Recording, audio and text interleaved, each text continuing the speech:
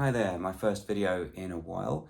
A few people have been asking me about how I played my arrangement of And Your Bird Can Sing. It was a short I did a while ago. So I'm going to do a quick tutorial, show you how I played it with the tabs as well. I'm in standard tuning and there's basically just three chords: E, A, and then I come up to 7th fret for the B. And it's just based around those three chords, but let's find the voicings that I'm using. So I'm on fret 4 of the E, fret 4 of the G, and I'm hitting the bass E to start. I'm also playing the open B in there. I've got 3 fingers playing the 3 treble strings just to bring out a really rich sound. On the original recording it's 2-3 guitars there, so I'm trying to emulate that kind of thick sound. Okay, and then I slide that shape down to 2, and then I'm into an E shape on the treble strings, so fret 1 of the G, G sharp, open B and E. So from fret 4 I'm hitting the open E, and I hit the open bass E again when I reach the standard E chord. Back to fret 2 with the bass note again. So that's 2 on the E, 2 on the G.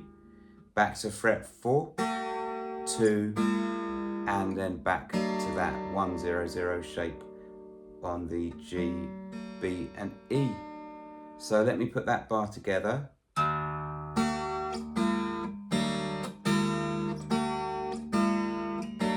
I'm hitting the open B every single time. Every time I play it, I've got 3 fingers on those 3 strings. And you just got to get that bass pattern in.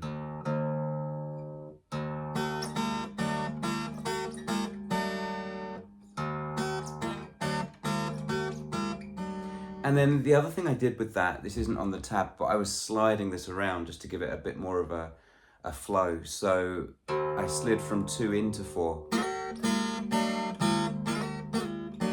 think I did a lot of sliding there. Then I'm on to fret 4 of the G and 4 of the B with the bass string again. Fret 2 of those 2 strings. 1 of the G, open B.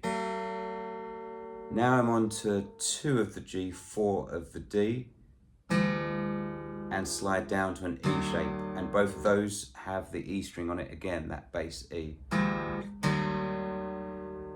Come to the first fret of the G and the B. Add the E string to that. Back to this fret 2 shape, leaving the open B. Slide back to 4. And we've got those bass strings in there again. So on that first 4, and then isolated on their own. So I'll just play up to there. This is the first kind of 2.5 bars, 2.5 measures. I'll add the slides in as well, so you can try and copy that. They're not really tabbed out, but you're just sliding into each of those positions, up and down the G and the E strings.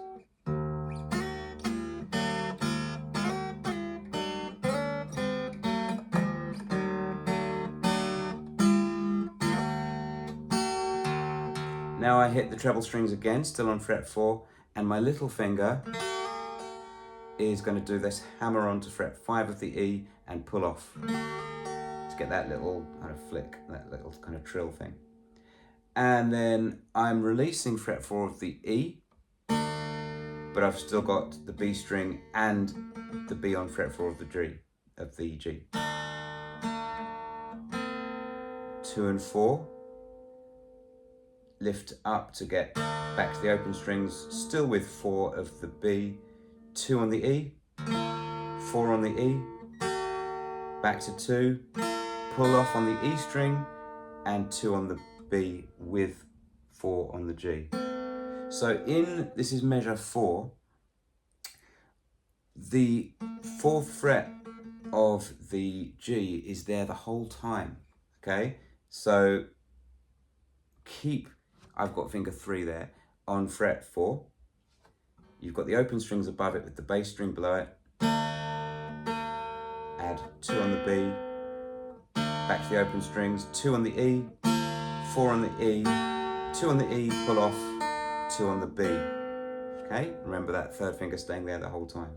Now I'm doing a really significant shift.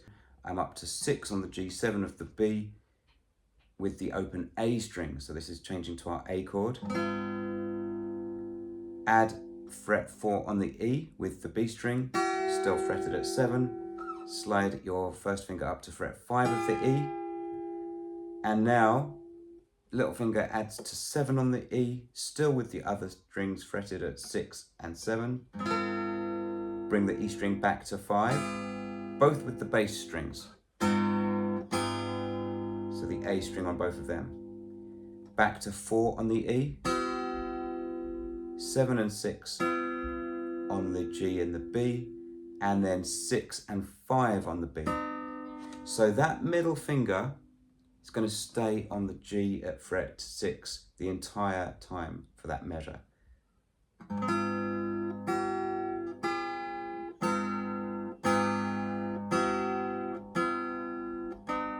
And fret 7 is also there with finger 3 right until the last note when you take it off to go to fret 5. We're into measure 6 now. We're on a B chord, and I'm going to do a bar chord, a full bar chord at fret 7, which is B. And I just need to find the notes here with my little finger to make this riff continue. So I'm on the E string, the D and the G. Get a kind of sus sound by hitting the 9 on the G. Still in this chord shape, but I'm hitting the G and the B strings. Add my little finger to the B string. 9 and then 10. Then fret 7 of the B and the E. Add your little finger to 9. And then stretch your little finger to 11. So I've stayed in that B shape the whole time in measure 6. And I'm just picking out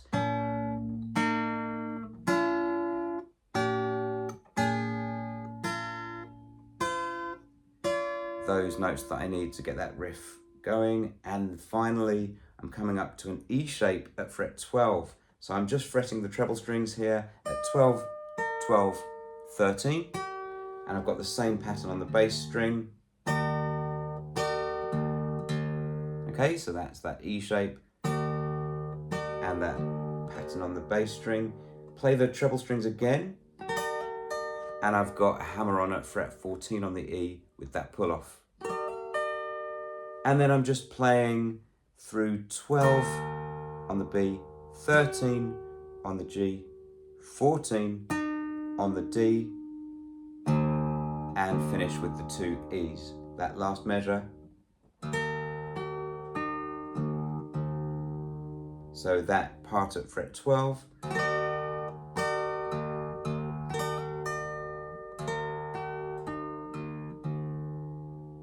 That's it.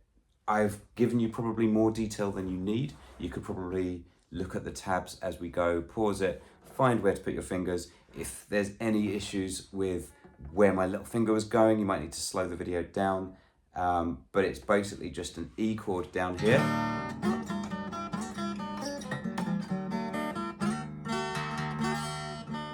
And then A chord, B chord, and then an E chord to finish. I played it better on the video short. Go and watch it, it's on the link below. See you soon.